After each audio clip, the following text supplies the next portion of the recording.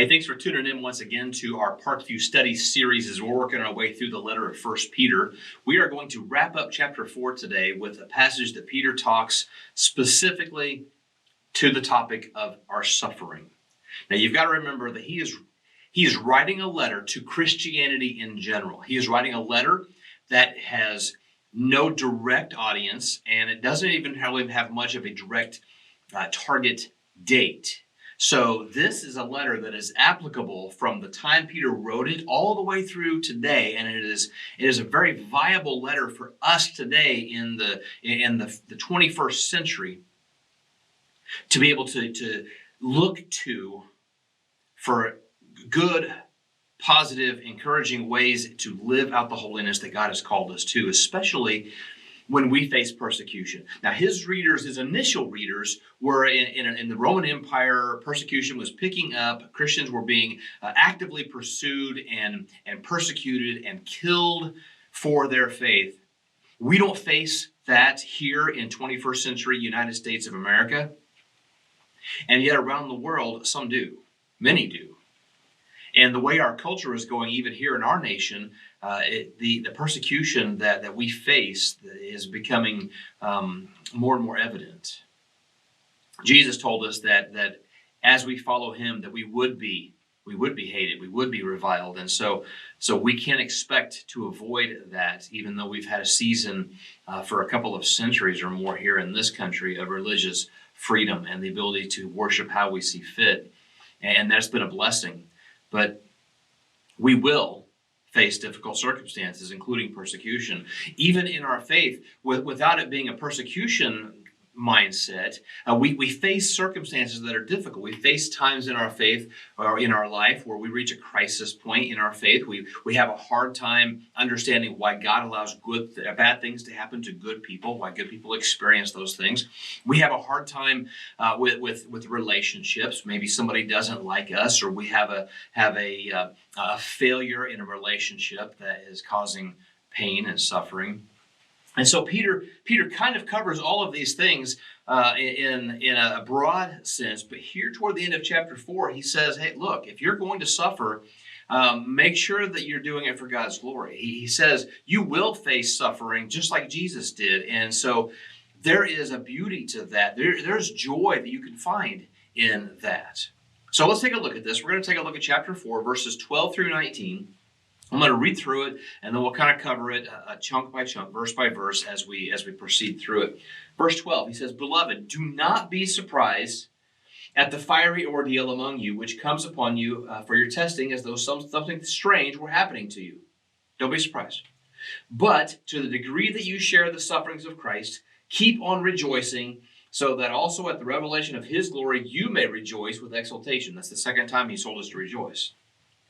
"If you are reviled for the name of Christ, you are blessed, because the Spirit of glory and of God rests on you. Make sure that none of you suffers as a murderer, or thief, or evildoer, or a troublesome meddler," just those random things that we might get ourselves into. Verse 16, "But if anyone suffers as a Christian, he is not to be ashamed, but is to glorify God in this name. For it is time for judgment to begin with the household of God, and if it begins with us first, what will be the outcome for those who do not obey the gospel of God? And he quotes here from Proverbs, "And if it is without difficulty that the righteous are saved, what will become of the godless man and the sinner? Therefore, those also who suffer according to the will of God shall entrust their souls to a faithful Creator in doing what is right." Now, I have to back up. I don't know if that's from Proverbs or not. I didn't check my reference, but he does quote the Old Testament there, and you can see that he's referring back to previous passages written that he has known from childhood as he talks about how we are to pursue holiness, even in the face of difficult circumstances. And so he says, you're going to suffer. There will be times when you suffer for your faith. And so when we suffer, when we experience something that is really, really hard to bear, the first thing that usually comes to our mind is, why is this happening to me? Why is God permitting this to occur? Why is God allowing this? And Peter answers that question in this part of his letter, and he gives several different reasons for why we should have a different attitude than what the world says. One that is an attitude of joy. I mean, our natural tendency is to get angry and upset when something difficult happens, and to respond with anger or rage, or to, I don't like that, and I'm not going to have that. And Peter says, let's try a different approach to this. Why don't we try joy instead of those other responses? And he goes on to explain that, and then he also gives us a warning about the dangers that come with facing it the wrong way because of the judgment to come. And then finally he says that this is an opportunity for us to praise God, that we should face those suffering. James says the same thing. Consider it pure joy when you face trials of various kinds. We have an opportunity in front of us to see beyond the circumstances and choose to pursue joy in spite of them. And so the first thing he says, though, is that suffering, we act as if it's strange. We act as if it's something that surprises us. The world sees our behavior and is confused by it because we choose to live differently. And a lot of times we get confused by how the world reacts to us. And what we experience at the hands of the world, Peter says here, is a fiery ordeal. We don't understand why they react like they do toward the faith that we have. And so we feel like it shouldn't happen to us. But Peter, right here from the very beginning of this, Peter begins to explain this character that is being built in us when we experience suffering and we choose to respond to it in the proper way. He brings it back to what he's already used as an illustration of the refining properties of purifying metal. You take gold and you melt it to its melting point, and you skim off the impurities that rise to the surface, and it refines the gold. And our fiery ordeals refine us, and it purifies us. And he says that is the testing of our faith in all these trials and all these sufferings. He's saying, one, we should see that as an opportunity for our faith to be tested and to grow. And two, it's something that we really ought to expect in the Christian life, and we shouldn't regard it as strange, as if it's something that we just can't even begin to comprehend, because it's going to happen. Don't consider it out of the norm, because as we strive to pursue Jesus, those things will happen.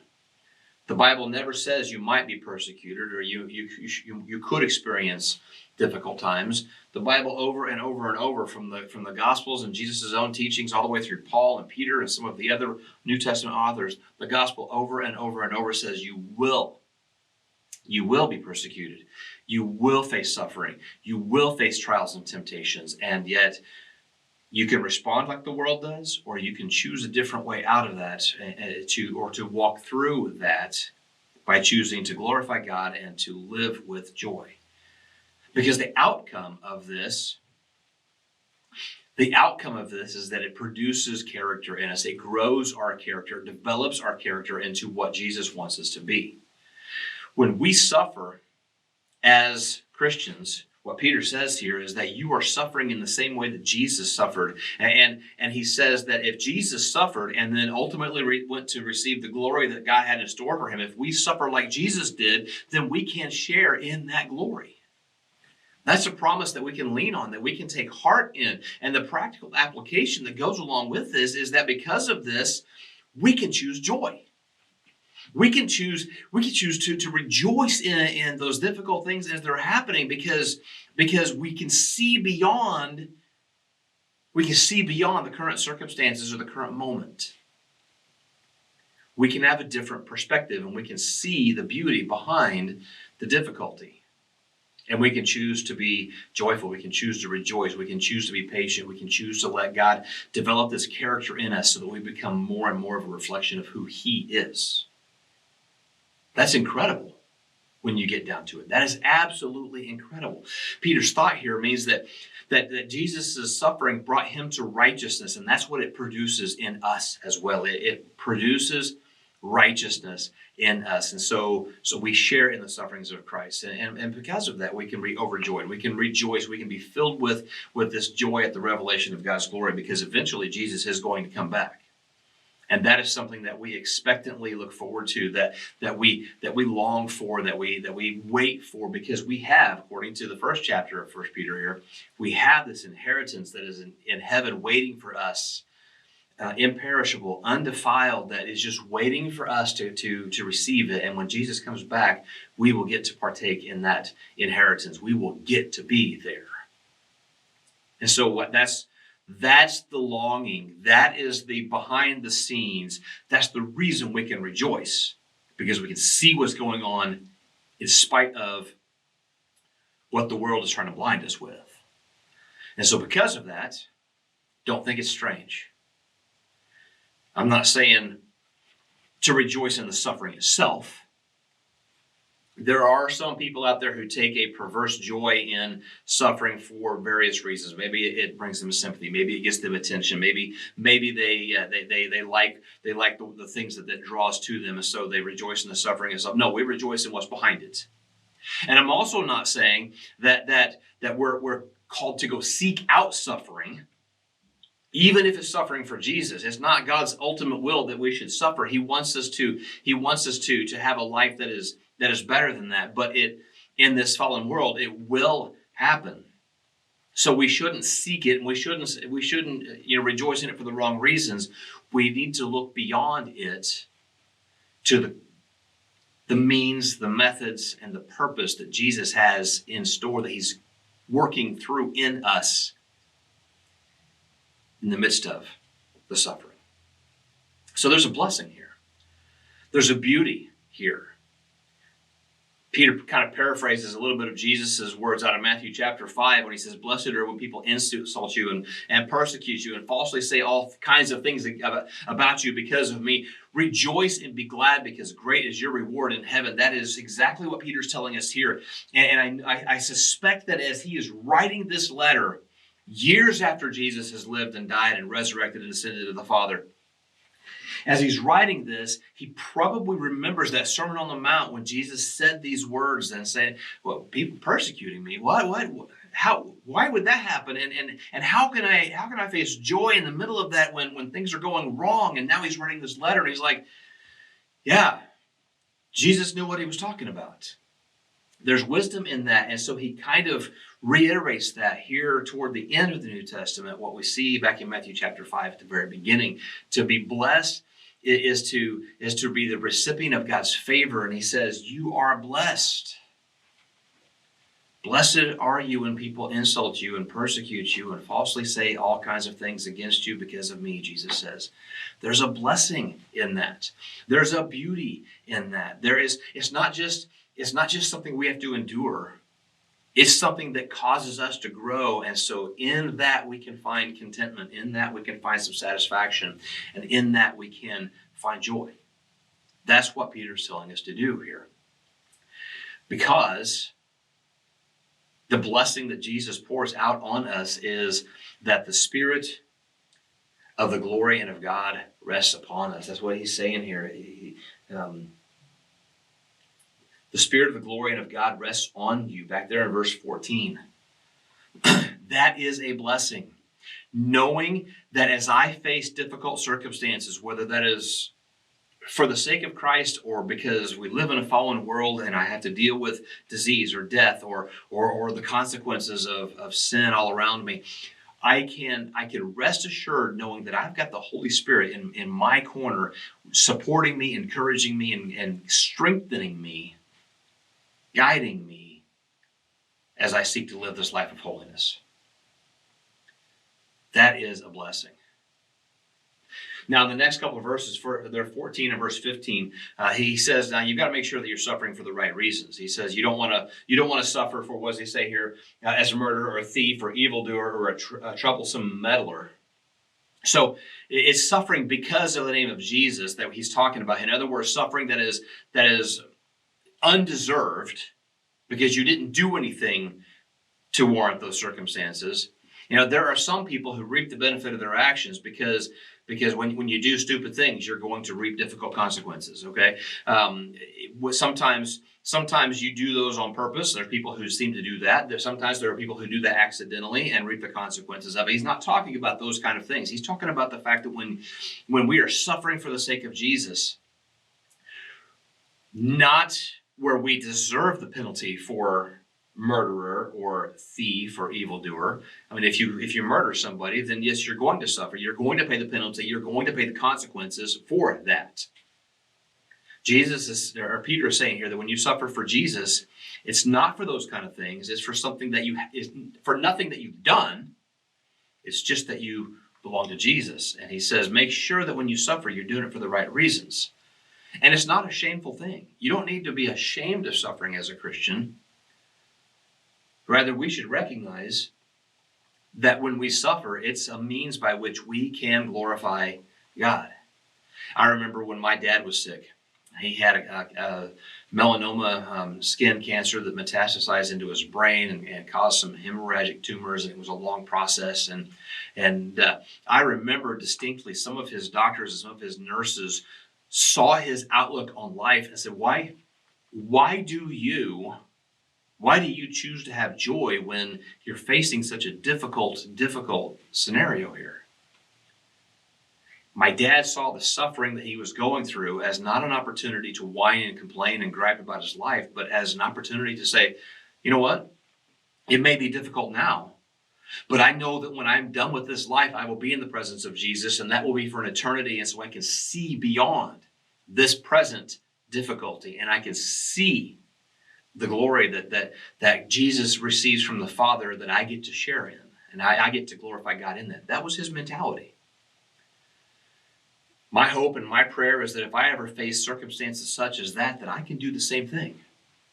That I can live in such a way that in spite of my circumstances, I point my finger to God and say, look what he is doing even in the midst of this. That's a big thing. The last 3 or 4 verses here, 17, 18, and 19, he's talking about this being part of our judgment. Now, he kind of reiterates and summarizes several different passages from the Old Testament where God punishes his people because of their sins against what they know to be his will, what they know to be his law. And so this is a judgment that's coming to those who profess to be God's people, who know what they should do, who know what they shouldn't do, and that we ought to be holy, that we ought to be pure, that we ought to have our faith, that we ought to be right. And so being a Christian is not easy. There are a lot of things that we have to strive for, that we have to develop disciplines for, that we have to seek to live out this life of holiness, and that takes a lot of intentionality. But we, as the church, know that if we continue to do that judgment will be something we can pass through. Now, will we be found lacking? I'm sure we will in certain ways, because none of us are perfect. All of us have sinned against God. All of us have fallen short. Even if we're in the church, even if we are believers, we still fall short. And I know that someday I'll stand before God and I will be ashamed of the failures and the mistakes and the sins that I had in my life. And yet I also know that as I seek to live out the holiness, not in order to earn his favor, but as a result of his grace and his faithfulness to me, then I have the opportunity to display that. And when that judgment comes, when Jesus returns, that's something that I don't have to fear. Now, he does give us that quote from the Old Testament, and if my memory serves me, I think it's from Proverbs. I think it's maybe from chapter 10, chapter 11, somewhere in there. But he's talking about this righteous man who stands in this relationship with God, that is seeking to be, let's just read it again. If it is with difficulty that the righteous is saved, what will become of the godless man and the sinner? Sounds kind of hopeless in a way. Therefore, Those also who suffer according to the will of God shall entrust their souls to a faithful Creator in doing what is right. It's not hopeless. We have a Creator who is faithful, who is watching, is paying attention, and who will not let us go. And so as we seek to live this, we know that we have the Holy Spirit, we have a faithful Creator that is a resource that we can lean on when we need it. All the time. So then how do we react to suffering? First of all, make sure that what you're suffering is for the right reasons. Make sure that you are suffering as a Christian and not because of your own sin or because of your own wrongdoing, according to God's will. Not something outside of our control and our purpose. Make sure that when we suffer, that it's not our own stupidity that's caused that. God allows things to happen in our lives. And he can use those things to accomplish his purpose within us. He can use suffering to purify and to make that gold, take the impurities out of it and produce it into a more pure form of itself. And he can do the exact same thing with my life and my faith. He can purify me through the crucible of suffering to build the character of my life, of who I am, into more of what he wants to see as I reflect Jesus. And then that brings glory to his name. That points clearly for Jesus to be seen by people around me. And when you suffer, the second thing you can do, first of all, is make sure you're suffering for the right reasons. The second thing you can do is when you suffer, just be confident that you are in the hands of a faithful Creator. And if you're worried about that, then make sure that you are putting yourself into the hands of a faithful Creator. Follow the example of Jesus. Follow the example of so many people in the New Testament. Paul wrote in 1 Corinthians, he says, "Follow me as I follow Christ." In just a few verses, in chapter 5, he's going to turn to the topic of eldership, and he's going to say, as shepherds of the flock, set an example. Follow me as I follow Christ is what he's saying about these elders. Be imitators. And so make sure that you're placing your hands or yourself, your life, into the hands of a faithful Creator and point the glory to him. And then 3, continue to do what you know you ought to be doing. The reality of our faith is seen clearly in how we live it out. Now, don't get me wrong. I'm not saying that what you do is what saves you. What you do, how you live, is a result of how Jesus has saved you. It's the fruit that's produced in the life of faithfulness. Peter's message here is one that we need to hear. It's about suffering, but it's more about character. It's more about strengthening our faith. It's more about developing this righteous living that we can display when the world goes sideways and our circumstances become difficult and we're faced with persecution because of our faith, or we're faced with disease or death because we live in a fallen world, or whatever the case may be. That's when the light of Jesus can really shine through. And that's when we can stand very, very clearly saying, this is who I serve. And I will continue to until he returns. Church, when you experience suffering, make sure that you use it to point to Jesus. Make sure you use it to point to Jesus. In chapter 5, he's going to turn his attention to that leadership and then talking to elders and how they shepherd the flock. And the context here, you've got to remember that whenever this was written, there weren't chapter breaks or verse numbers added to it. Those came several centuries after it was written. So as they were reading this letter, there was no break in the context. It was just a new paragraph. And so he says, therefore, you have to ask what that's there for. Because of this suffering, therefore, follow the example of the elders. Follow the example of the shepherds of the flock that God has instilled in our congregations. Here at Parkview, we have five men who fill that role. And we'll talk more about this passage in our next session. We have 5 men right now that fill the role of elder, and they are the ones who seek to lead by example as they seek to serve Jesus in that position. That's amazing that we have not just Jesus to look to, but we have godly men and women who can be an influence in our lives, and we can imitate them as they imitate Jesus. Until next time, stay strong. Hang in there. Point your life to Jesus with everything you've got. We'll see you soon.